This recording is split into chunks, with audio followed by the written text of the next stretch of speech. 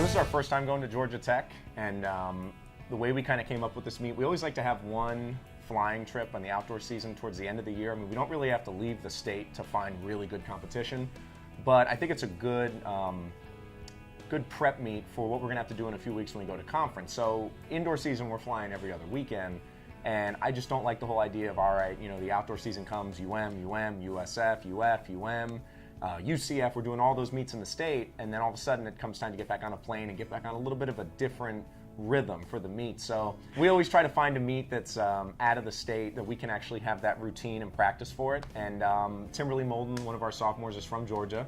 So I said, you know, let's go to Atlanta. It'd be kind of a home meet for her, and then it's close enough for us that we'll be able to see some of the regular teams, and at the same time we'll be able to get some practice. So I didn't think I was doing my best. So seeing that, I was just like, okay, I'm doing something. Like, I was just like, I felt like I wasn't doing enough always.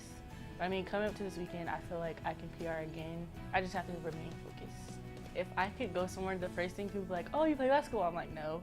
Oh, I'm on the track team. Oh, what do you run? I'm like, I don't run. I'm a thrower. And they'd be like, really? Like, you don't look like a thrower. Like, people think throwers are like supposed to be like a heavy set. Like, no, throwers comes in like all different shapes and sizes. So I mean, a lot of the things that people don't see when they look at results or when they look at those rewards is the little things that go into it. Terissa's never had a meet where in the same meet she did well in the hammer and the disc, and she did it in the same day.